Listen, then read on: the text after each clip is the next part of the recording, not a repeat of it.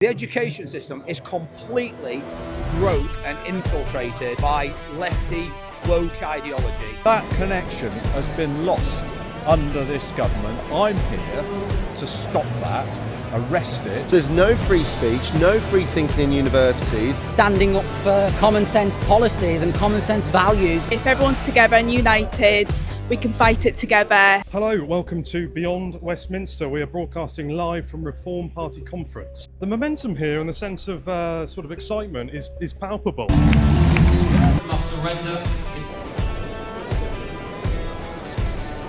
But there have been a few hiccups along the way, not least the Deputy Prime Minister resigning the morning of the conference. So quite a lot for the party to contend with. But what are we here to talk about, Ed? Well, I mean, it's quite telling that the title of this conference is Next Step. And there's a real feel here of, right, we've got some recognition, we've got some support. What we haven't got is a lot of policy. Yeah. And so we're coming here to bring a bit of policy. We're going to be talking about our Lost Boys work, which covers employment, education, health, the whole lot, and saying we've got a problem with our boys. What Reform going to do about it? We're putting Lost Boys on the map this conference.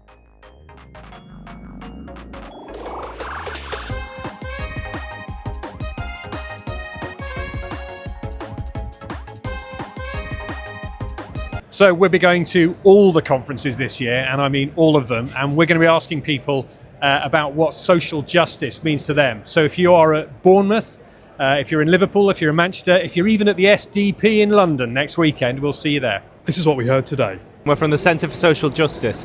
What do you think social justice means today in 2025? It's really got to be about what you put into society, yeah, and then as part of the deal of what you put in, being able to get something back.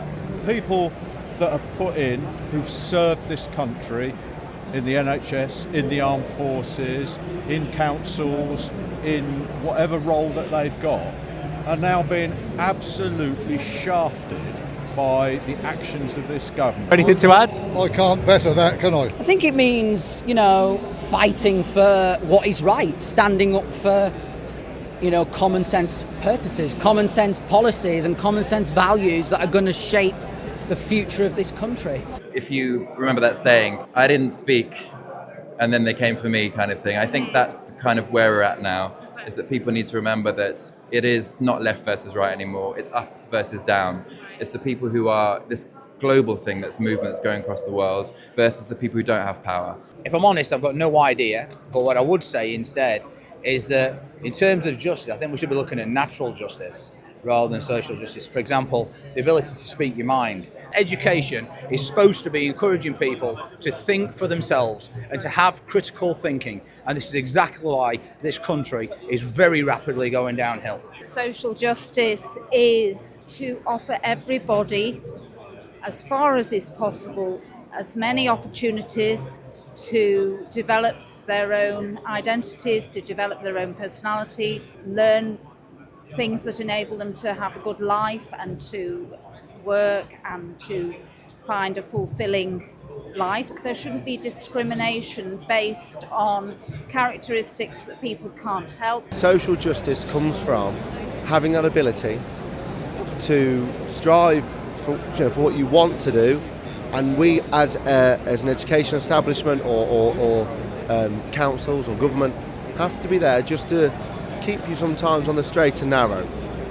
And we've seen the education system have not been doing that and been steering them into a direction that they want them to go. So there's no free speech, no free thinking in universities. They're just going, no, this is the way you have to do it. Where I would be more like, no, let them express how they want to do. Let them learn and evolve. They're young. I think being together on it, if everyone's together and united, we can fight it together and combat it. Hi Ed and Joe, we've taken a quick pit stop from interviewing members to have a quick drink at the bar, and we're surprised that the prices are a bit higher than we thought. One of Reform's policies is to bring down the prices, but we're talking £8.75 a pint. What will members think of this? Back to you two. We're at the back of the bus and we've just been met by our Chief Executive, Andy Cook. What are you hoping to get out of the Reform conference in particular, Andrew? Well, we're doing a panel here on Lost Boys. We're doing the same panel in every single conference. We're trying to get them to take boys and men seriously, not the band. but actually what's going on for boys and men across this country. If they will listen, we will speak. And we're in a panel, we're hoping for hundreds of people there. We're hoping to talk about some of the real issues that are affecting boys and men that frankly have been left behind for far too long.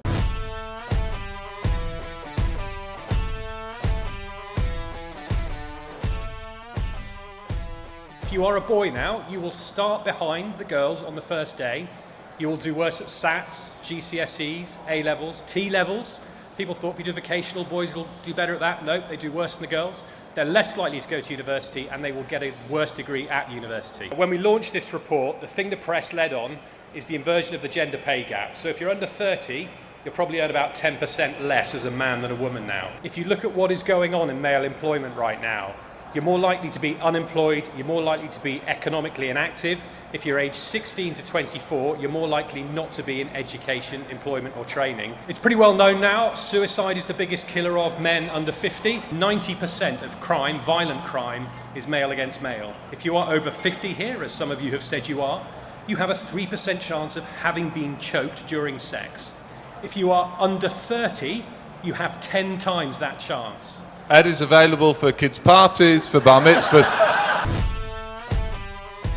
This issue, of so many issues, is absolutely central to the reform agenda. What boys need is they need a father role model. I was so pleased earlier this year when Nigel Farage committed this party to recognise marriage and family properly in the tax system. For the first time ever, parents who are pregnant surveys say that they'd prefer to have a girl, whereas of course throughout history it's been the opposite. The two things that this report have highlighted that have changed so much for men and boys in the last few decades are firstly the thing that Tim was talking about, the incredible rise in fatherlessness, but also the way that technology has transformed all childhood, but particularly boyhood. Internet pornography is something entirely different.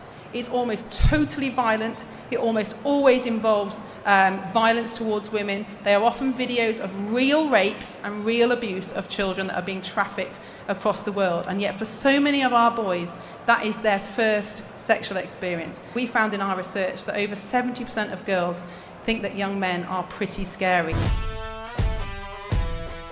Young men are yearning for something different. Marriage is at the foundation of all of this and the importance of male role models. What you as a single parent, what I've been, must do is find substitute or replacement male role model. I think the problem that starts with young lads is there's no proper education. It's algebra, science, that way of thinking. We need hands-on work experience and apprenticeships. Now going through schools, and I have been back since I've been council leader, it's just speaking to young lads. That is what they're crying out for. This is why we're here today, to actually start promoting male role models. And as Isabel said, me being the youngest council leader actually shows that young people can do it too, and they're not just sat on their phones, doing stuff in their bedrooms, colouring. They can do stuff.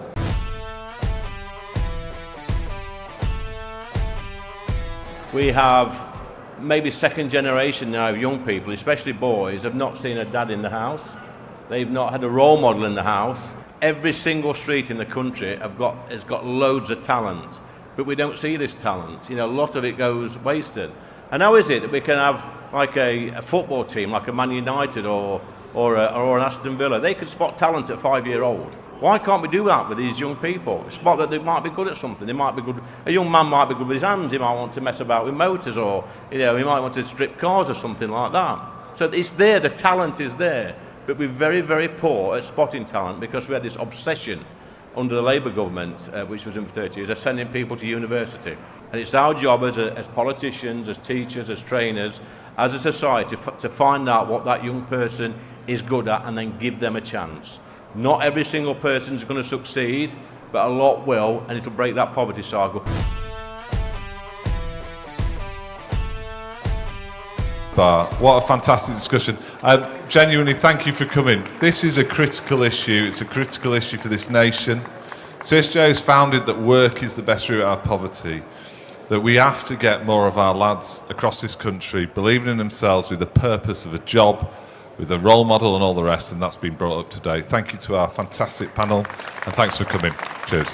We've just finished our Lost Boys panel event here at the Reform Conference. It's been a packed house. Hundreds of people come to listen to the problems that young men are facing today and potentially some of the solutions as well. So we've covered the impact of fatherlessness, problems with employment, problems with pornography and technology, a whole range of issues. It's fantastic to see people so engaged. We're now moving on to all our other conferences and also, of course, writing the next stage of the Lost Boys report. Well, it's Tim Montgomery at the Reform Conference. This is my first Reform Conference, and we've just had a belting meeting here on Lost Boys. Really packed attendance, which was good. You always worry with these meetings whether anyone's going to turn up. Even the wine and the beer ran out, which was a good sign of a healthy attendance. And there was real interest, fundamentally, in our message of what's happening to men and boys in British society. Lots of really searching questions. The session could have gone on a lot longer.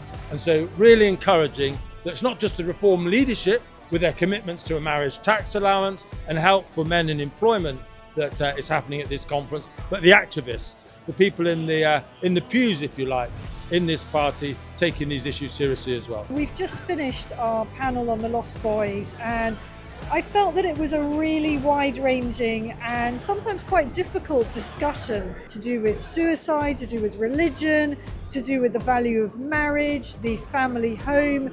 These are not areas in which there are quick and easy answers. I found it particularly interesting to listen to Lee Anderson and in fact also George Finch, our youngest council leader, on the importance of practical careers for young men. Let's stop shepherding them all into university degrees that don't count for anything.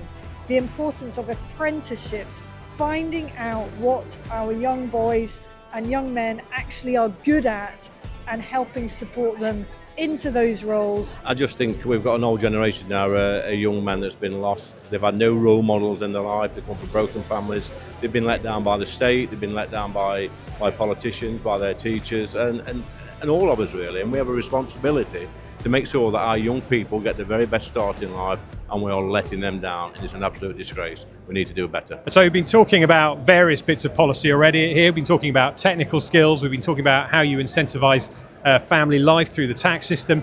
But actually, there feels like there's a gap for a lot more here as well. We were talking to some councillors earlier who have taken on the job, and they said, we've come in, we've cut DEI, but we need something else, which was an interesting sort of moment to say, okay, what else? And I think that's where we can offer something here.